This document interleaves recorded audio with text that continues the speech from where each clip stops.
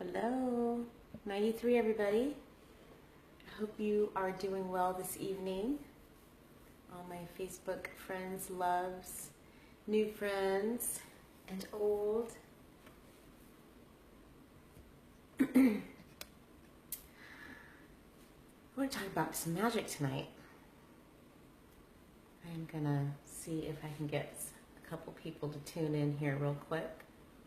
Let me know you're here. Say hello, say something. What's up?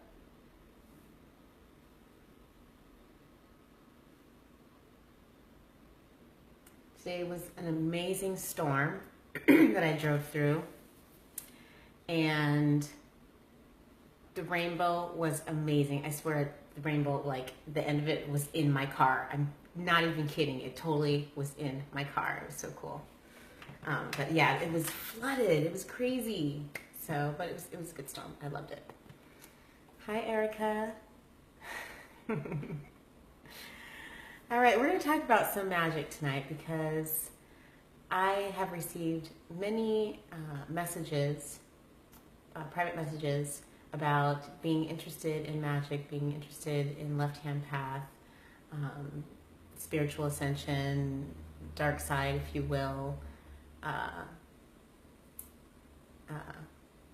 Questions about dabbling, getting into it, feeling drawn to it, all those types of things, and saying I really want to explore that. And so I want to address this on a larger scale because I think I can, I want to reach a lot more people.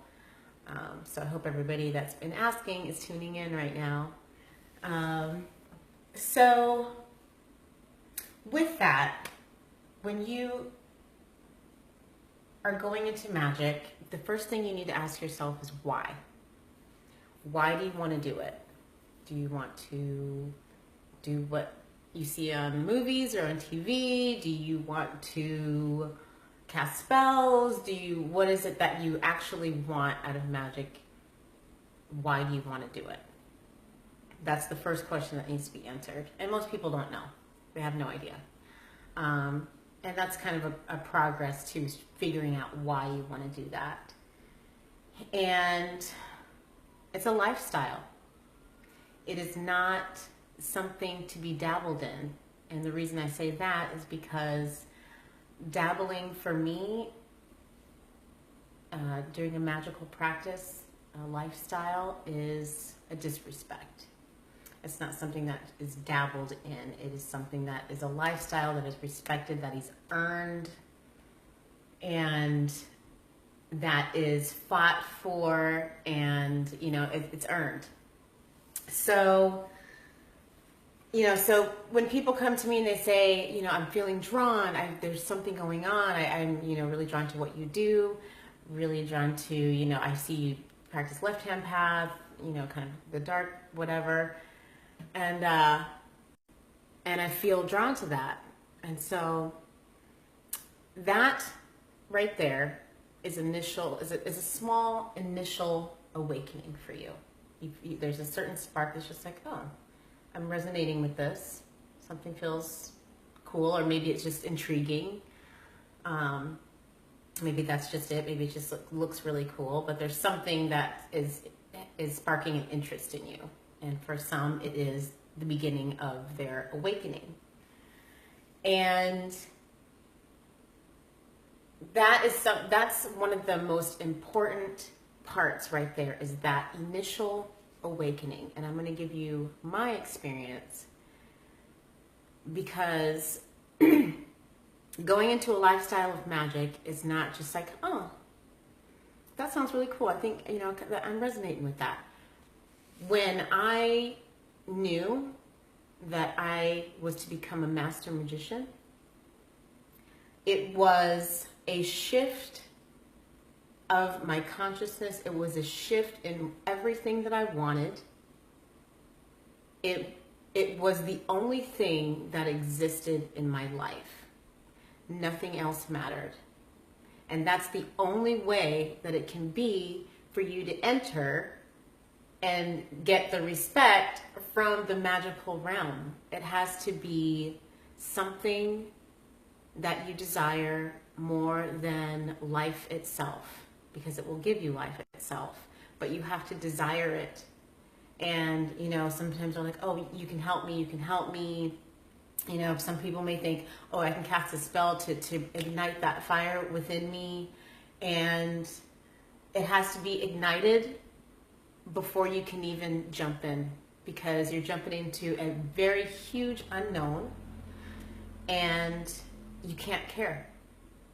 You are jumping in completely blind, and you imagine yourself on a cliff, at the edge of a cliff, and you are making the decision to make this lifestyle change. Because once you make the change, once you decide, I'm doing this, in the magical sense that I'm talking about, once you make that decision and you jump off, you can't go back up. That's it. You get one chance, and that's it. You can either go back to where you were and say, oh, I'm not ready for the jump yet, which is better. It's better to not experience it at all, or dabble, or put your toe in it, or just kind of peek over, because you're going to get some knowledge if you dabble. And if you decide to go back on that knowledge, you're going to have a tough time in your mundane life. It's one or the other. You can't be like, oh, I'm going to do it. You know, no, I'm not. No, I think I'm going to try. Universe doesn't work that way. Magic does not work that way. It will not serve you if you don't want it more than life itself. I mean, it's got to be, for lack of a better term, an obsession. You're obsessed with your ascension. I'm obsessed with my ascension. You know, and I'm not going to lie, yes, there can be an overboard to that. You do have to give your mundane life the attention that it needs, because we are here. We have to live as humans. We have to live in our mundane life. But I just want you to know the importance of taking that leap and saying, yeah, you know, I want to get into it. I want to check it out. I want to try it. I want to see what it's all about. There's no checking out and trying. You can. I'm not saying that you can't go, you know, get a Ouija board, or, you know, get a spell book and cast a couple little fun spells, and, you know, that's dabbling and whatever. But that's low level magic, low level thinking, playing around.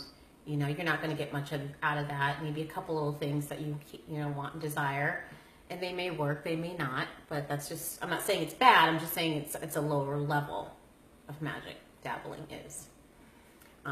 So if you want to go to high magic, you make it a lifestyle. So yeah, in order to do it, man, you've got to have that obsession. You've got to have that. I mean, for me, it was just, yeah, I think I was washing the dishes or something, and I had been drawn to the book of the law. I had been drawn to the book of the law, and it was just like something just sparked inside of me, and it was just like all I cared about.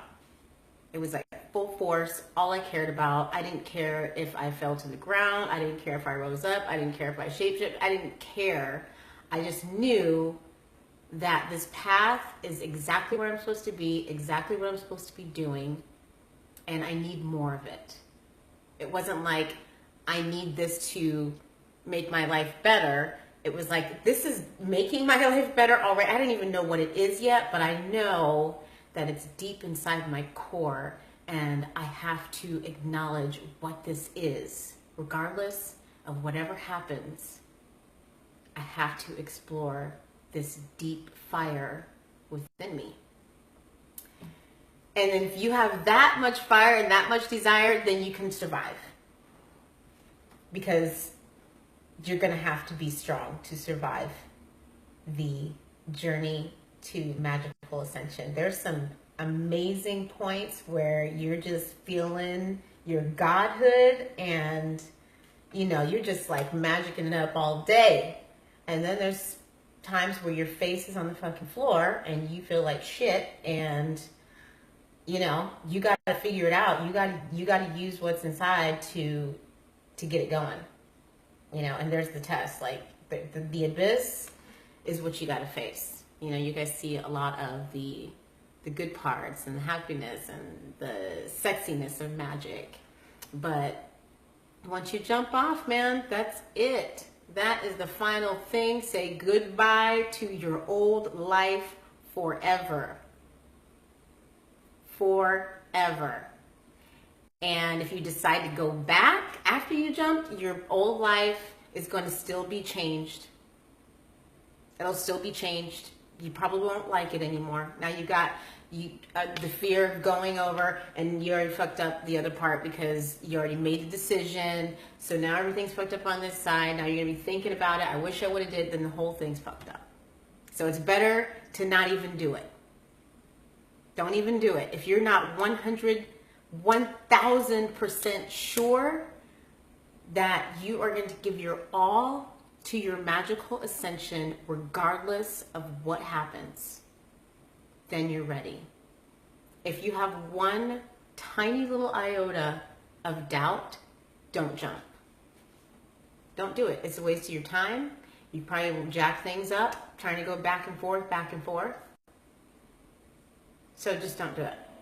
You have to be 100% sure that you want to be a master magician. There's no other way. There is absolutely no other way to do it. And that's how I am with my students. You know, over the summer, I've had about 23, 24 aspiring students, and only 2 have survived so far.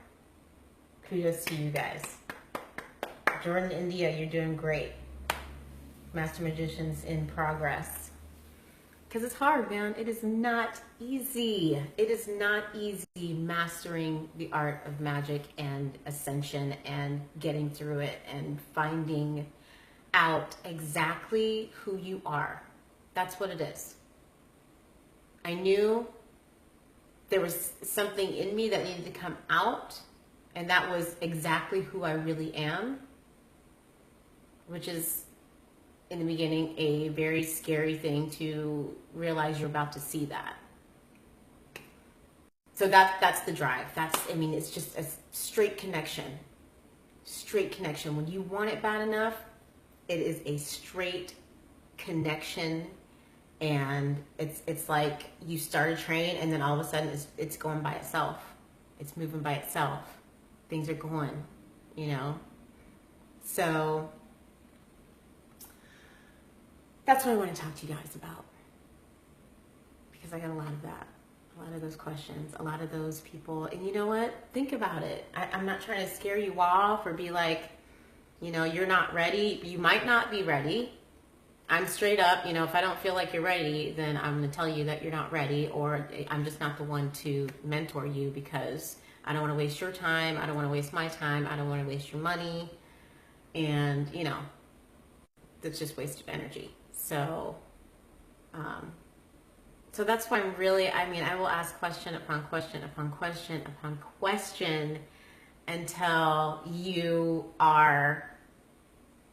I'm like, okay, this person is ready, because they don't care about anything else but figuring out and seeing exactly the magical being that exists within inside. And it's pretty amazing. It's a fucking insane road. Let me tell you, it is not for the weak. If you can't, your body, your physical human body has to be intact and in shape. Like, you have to be able to be physically fit. I'm not saying you have to be skinny or anything like that or have muscles. I'm just saying you have to be physically fit, because magical ascension and getting into that realm does a number on the physical body. You know, you're working with your HGA, your spirit body, whatever you want to call it, and your physical body are 2 separate things. So once that side starts getting stronger, the human body is kind of like, whoa, you know, it gets a little shocked. So you have to stay in shape. So it takes a lot: physical, mental, financial. So yeah, think about that. Think about that. And I believe some of you are definitely feeling it. You definitely have that